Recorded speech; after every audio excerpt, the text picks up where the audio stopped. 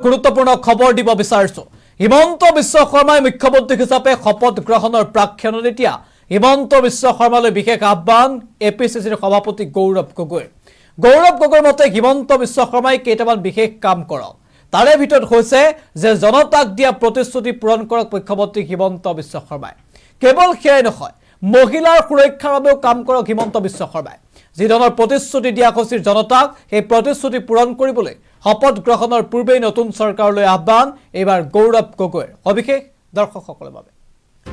জনাইছো গুৰুত্বপূৰ্ণ খবৰ এই মুহূৰ্তত আহি পৰিছে জনতাক দিয়া প্ৰতিশ্ৰুতি পূৰণ কৰক চৰকাৰে শপত গ্ৰহণৰ পূৰ্বে এই দাবী গৌৰৱ গগৈৰ কাইলৈ দ্বিতীয়বাৰৰ বাবে মুখ্যমন্ত্ৰী ৰূপে শপত ল'ব হিমন্ত বিশ্ব শৰ্মাই মহিলাৰ সুৰক্ষাৰ বাবে চৰকাৰে কাম কৰক এই আহ্বান এবাৰ গৌৰৱ গগৈৰ শপত গ্ৰহণৰ পূৰ্বে হিমন্ত চৰকাৰলৈ গৌৰৱ গগৈৰ মুকলি আহ্বান মহিলাৰ সুৰক্ষাৰ বাবে চৰকাৰে কাম কৰক জনতাক দিয়া প্ৰতিশ্ৰুতি চৰকাৰে পূৰণ কৰক আৰু হিমন্ত বিশ্ব শৰ্মাৰ প্ৰতি জনোৱা এই আহ্বানক কিদৰে সঁহাৰি দিয়া মুখ্যমন্ত্ৰীয়ে সেয়া হ'ব লক্ষণীয় কিন্তু এই মুহূৰ্তত গৌৰৱ গগৈৰ এই বিশেষ মন্তব্য আমি শুনাই ল'ব বিচাৰিছোঁ আমি আশা কৰোঁ যে এখন চৰকাৰ যিমানবোৰ প্ৰতিশ্ৰুতি অসমৰ জনসাধাৰণক দিছে তাত তেওঁলোকে কামখিনি দেখুৱাব পাৰিব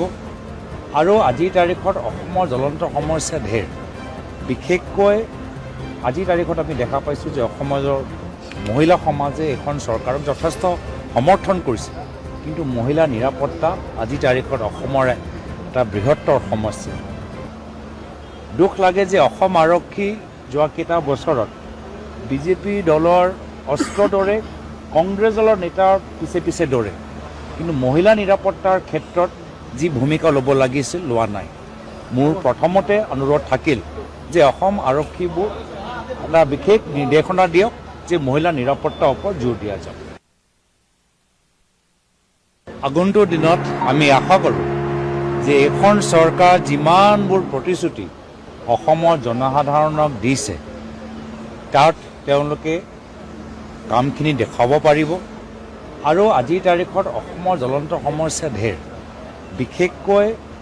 আজিৰ তাৰিখত আমি দেখা পাইছোঁ যে অসমৰ মহিলা সমাজে এখন চৰকাৰক যথেষ্ট সমৰ্থন কৰিছে কিন্তু মহিলা নিৰাপত্তা আজিৰ তাৰিখত অসমৰ এটা বৃহত্তৰ সমস্যা দুখ লাগে যে অসম আৰক্ষী যোৱা কেইটা বছৰত বিজেপি দলৰ অস্ত্ৰ দৰে কংগ্ৰেছ দলৰ নেতাৰ পিছে পিছে দৰে কিন্তু মহিলা নিৰাপত্তাৰ ক্ষেত্ৰত যি ভূমিকা ল'ব লাগিছিল লোৱা নাই মোৰ প্ৰথমতে অনুৰোধ থাকিল যে অসম আৰক্ষীবোৰ এটা বিশেষ নিৰ্দেশনা দিয়ক যে মহিলা নিৰাপত্তাৰ ওপৰত জোৰ দিয়া যাওক আগন্তুক দিনত আমি আশা কৰোঁ যে এখন চৰকাৰ যিমানবোৰ প্ৰতিশ্ৰুতি অসমৰ জনসাধাৰণক দিছে তাত তেওঁলোকে কামখিনি দেখুৱাব পাৰিব আৰু আজিৰ তাৰিখত অসমৰ জ্বলন্ত সমস্যা ঢেৰ বিশেষকৈ আজিৰ তাৰিখত আমি দেখা পাইছোঁ যে অসমৰ মহিলা সমাজে এখন চৰকাৰক যথেষ্ট সমৰ্থন কৰিছে কিন্তু মহিলা নিৰাপত্তা আজিৰ তাৰিখত অসমৰ এটা বৃহত্তৰ সমস্যা দুখ লাগে যে অসম আৰক্ষী যোৱা কেইটা বছৰত বিজেপি দলৰ অস্ত্ৰ দৰে কংগ্ৰেছ দলৰ নেতাৰ পিছে পিছে দৰে কিন্তু মহিলা নিৰাপত্তাৰ ক্ষেত্ৰত যি ভূমিকা ল'ব লাগিছিল লোৱা নাই মোৰ প্ৰথমতে অনুৰোধ থাকিল যে অসম আৰক্ষীবোৰ এটা বিশেষ নিৰ্দেশনা দিয়ক যে মহিলা নিৰাপত্তাৰ ওপৰত জোৰ দিয়া যাওক উত্তৰ পূবৰ আগশাৰী শিক্ষা প্ৰতিষ্ঠান প্ৰতীক্ষা গ্ৰুপ অফ ইনষ্টিটিউচনছ 2026 বৰ্ষৰ বাবে আৰম্ভ হ'ল নামভৰ্তি প্ৰক্ৰিয়া B pharm D pharm BSc nursing BMRIT BMLT GNM BPT পাঠ্যক্ৰমৰ বাবে মুকলি নামভৰ্তি